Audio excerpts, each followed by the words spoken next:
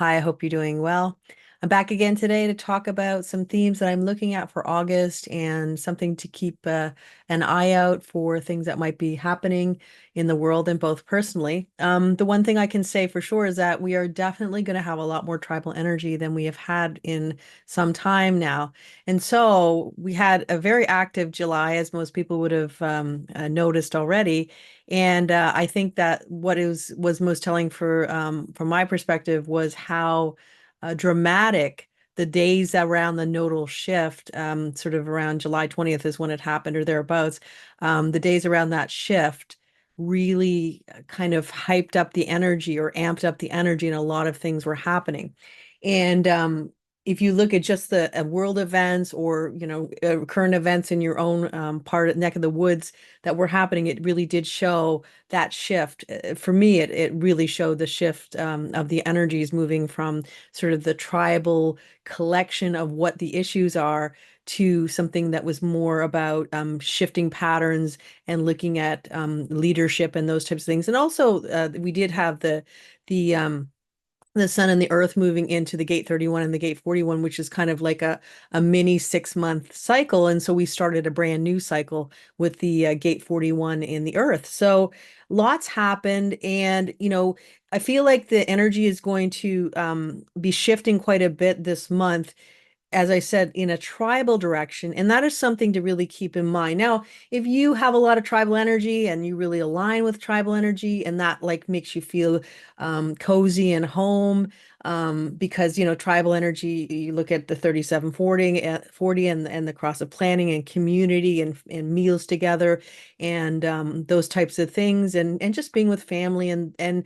that is kind of the energy. And even, when we look at tribal energy, it doesn't necessarily have to be your blood family. It could be the family that you align with, the people that, are your people. So that is going to be an overarching theme that we can really see this month going forward. And it is about my people, and protecting my people.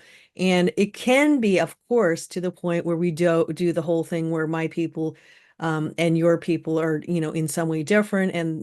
And also this perspective of tribal energy is always trying to get ahead. And if we look at the will center as being sort of the center of where tribal energy is always going to put their focus, then we know that it is about sort of the energy of abundance and the mundane needs, the things we need to survive on planet Earth. So this is taking a big focus. Now, we also have to remember we have the background frequency that we have a brand new nodal cycle that began in July, and that is going to continue on right through August and into September. And this is really talking about logic and patterns and collective energy and infrastructures and leaderships and democracy and those types of things, that it is about the people and how can we improve the infrastructures? How can we create better patterns for the future? But when you have so much tribal energy, when we look at that type of theme, we're also looking at how can these better patterns be created for the future, but also create it for my people because of the tribal energy being so strong at this particular time. We also have Mercury going retrograde, and that's going retrograde very early on in the month. We'll be retrograding through the three gates, the 59, the 29, and also the gate 4. Now, the most time it will spend, Mercury will be spending in the gate 59. Now, Mercury is in detriment in three lines of the gate 59, so it kind of brings an imbalance to the energy. And as expected with Mercury, it's about moving fast and not really keeping your focus on one thing and moving on to something else. And that can be connected to relationships or partnerships or even like deep friendships. So, in other words, if you're meeting new people at this time, especially during Mercury retrograde, because I think that's something that people say that sometimes the relationships that you form during Mercury retrograde can be basically different from other times of the year. And how that works out obviously is going to be individual to everybody. But the main thing that Mercury brings here is not really sticking around long enough, sort of having getting a flavor for everything. Now, if we look at from the perspective of a sexual nature, it could be like that perspective, but it also can always be this overarching energy because the gate 59 is a very important gate. This is part of the cross of the sleeping phoenix, the new global cycle we're moving into in 2027, and it really is talking about sort of breaking barriers. Gate 59 is part of the 59.6 channel, and it is connected to this idea of breaking barriers to have a better communication. So if we look at tribal energy as my people, and then you have your people over there, this is about breaking those barriers and saying, okay, those people look different. They might smell different. They might eat different food. They might, have different places where they live. They might have different traditions, customs, whatever. But what are the barriers that we can break where we can find some commonality and move into sort of a meeting with them and seeing that maybe they look different, maybe they are different in a lot of ways, but we do have common ground where we share these values or these types of things. And that's basically what the Gate 59 is really talking about. It is about obviously the sexual nature as well, because it is about, procreation as much as it is anything else, because the 59.6 is a channel of creation and procreation. But that is sort of what this energy is talking about. But with Mercury there, it's like Mercury is not really interested in getting deep. It's interested in the shallowness of a quick communique and then moving on. So maybe not really getting to know somebody. That can be an overarching theme that is playing out. And especially with Mercury, this is an energy of communication. So I would say in a big way, the communication that we're going to get, the media, all those types of things, I will say that look very carefully as to what is being said and what is truly being said, because you could have a lot of these clickbaity type of um, titles that really don't have a lot of substance when you actually read what they're saying, or you listen to the video or watch the video that they're actually talking about these particular things. So what this can do is it can rankle a lot of people, get a lot of people agitated, get the opinions, and also this criticism, correction. These are all the background frequencies that we have with the 17 and 18 nodes in play at this particular time. So those are things to keep in mind. And there's always a tendency to want to take the first answer that comes your way. And Mercury's in the gate 4. Although having said that, Mercury is in exaltation in one line, which says having the patience to wait the process out to find out what the true answer is. And so what I would say, especially for this month ahead, and I mean, as we go forward, this is the time when things can be portrayed as something one thing but not really that thing, and so finding the right answer. And the one thing that I always say about the gate 4 is an answer that is quick is not always an answer that is true. So being discerning about what you hear, what people tell you, checking it out for yourself will really work to your advantage, because then you will know what is actually true. Because if you're acting on information that is not correct, then it can lead you down a path that is going to be not going to be fruitful for you. So that's something to keep in mind. Mercury is also in the gate 29, going to be retrograding for the month of August in the gate 29. So again, it'll be for most of the month of August that we're going to be in this retrograde. In the 29, this is really about being in the right place at the right time, saying yes to the right things for your life. So the whole overarching theme for the gate 29 is about saying yes to only the things that you feel are right for you, in that you will get the fruits of your labor. And if you commit yourself to too many things, which is very easy to do with the gate 29, then that can lead you to a place where you're doing a lot of different things, but you're not getting results. You're not getting what is right for you. And you're not actually even in the right place to get the opportunities that are there for you, because you're too busy kind of doing all these other things. So that's another thing, to keep your focus to one thing, to keep it all put together so that you are putting your energy into the things that you feel will take you to the next level in your life. And also, if you have a hanging gate 46, this will give you the full channel, the full tantric channel, which is again potentially a lucky time where you can be in the right place at the right time. But the key with this is always being in the flow, in your personal flow, going and aligning with what is correct for you, what is right for you, what feels good for you.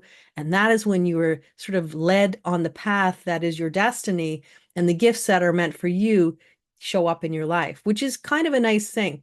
Mercury will give you extra time to sort of work with that energy of the gate 29 and maybe asking questions. Am I overcommitting? Am I putting too many eggs in one basket? Am I not sort of looking at the big picture and just saying yes to everybody because I don't want to cause any issues or cause people to look a certain way at me? And ultimately, you are here to be your own authority, to take care of yourself, to be your best version of you. And you're always your best version when you're strongest and feeling empowered because you know that whatever you've committed to, you can complete.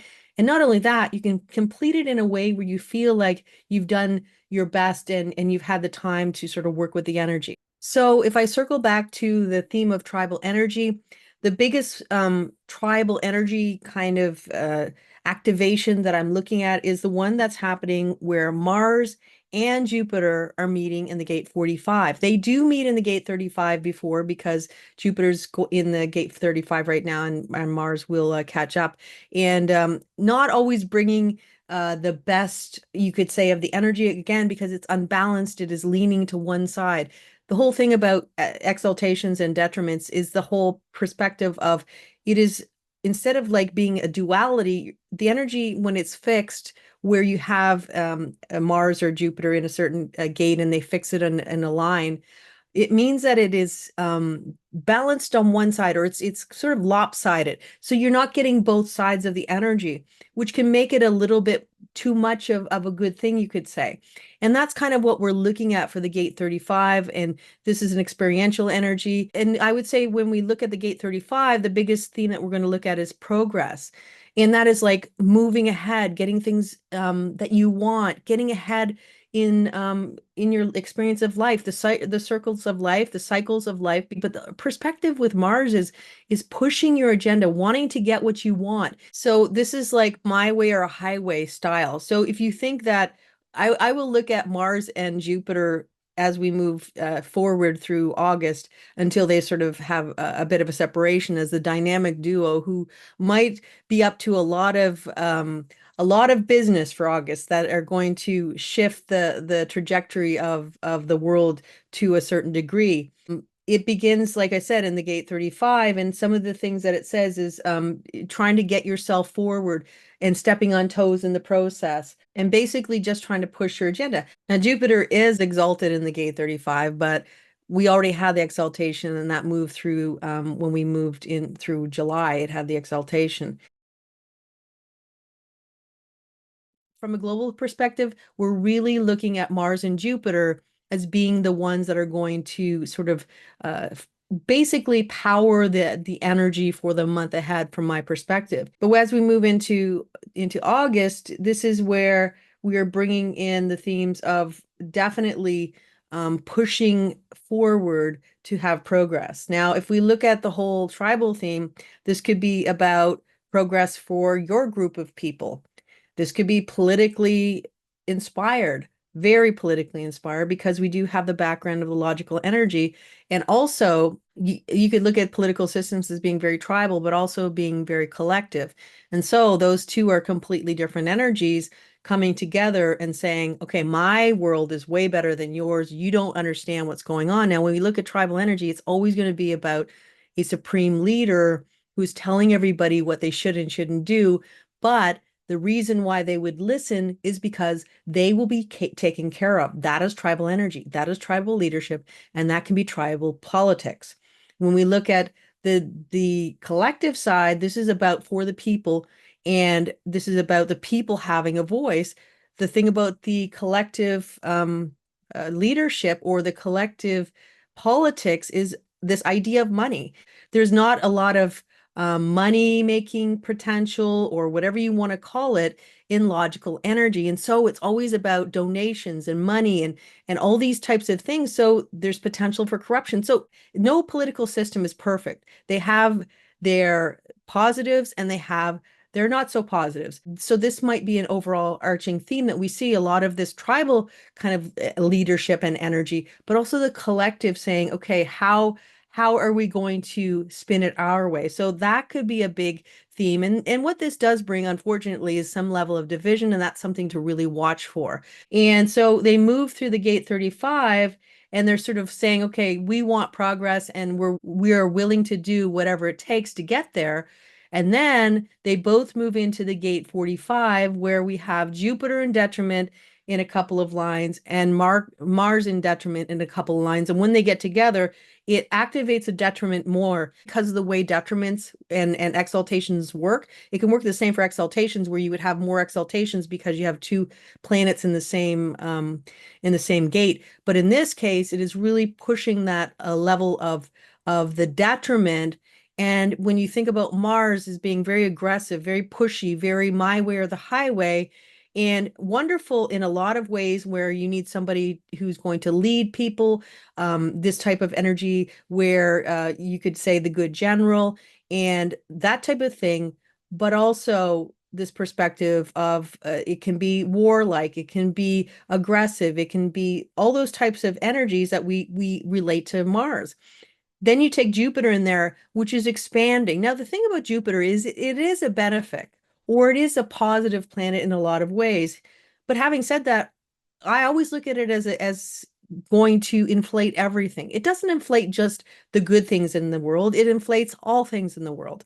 And so it doesn't have like this line that says, okay, well, I'll only do this and I won't do that. It just basically inflates everything. So there's potential for it to inflate that Martian energy where we do have that more warlike kind of aura around us. And with a lot of the sun and earth going to be transiting through tribal energy, we also have Venus going to be in tribal energy, Mercury in tribal energy, and we have that sort of bolstering the gate 45, bringing the extra oomph, you could say, to the voice of leadership, the voice of tribal leadership. Then we really see this kind of turning out to be a month where there is a lot of heat and a lot of rhetoric and a lot of potential for, I would say, when we have a lot of individual energy and then we have like not much tribal energy, and you see sort of conflicts happening globally, those types of things. I would say it's like trying to start a fire with wet wood because you don't have a lot to continue to make that to start that fire like really kind of going well. But having said that, because we have the tribal energy to boost up the Mars and Jupiter in the gate 45, this is you have some dry tinder and now you have a spark and now it's different. It's completely different. So this is a bit of a month where things can change very rapidly. It could be volatile.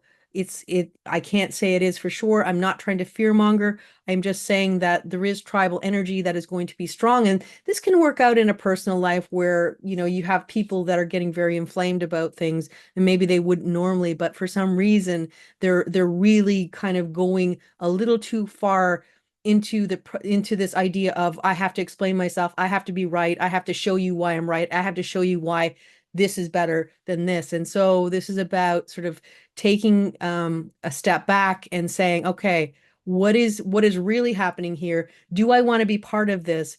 And should I step back, sort of reconfigure and have a conversation a new day when the energy is less volatile?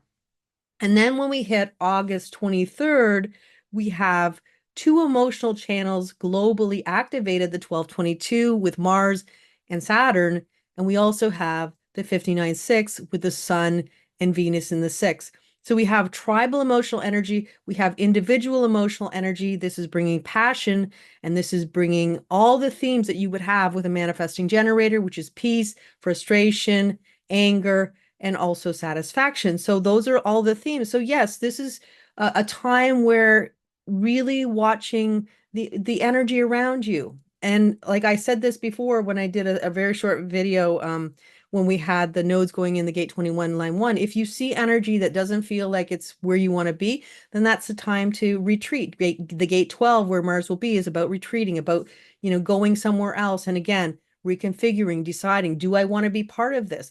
Because especially with the background frequency of the 18 and the 17, now these are wonderful energies for getting things done, for improving things, for trying to get better patterns, more secure patterns in the future, but they're also energies for opinions and criticism. So that can be a big deal going forward.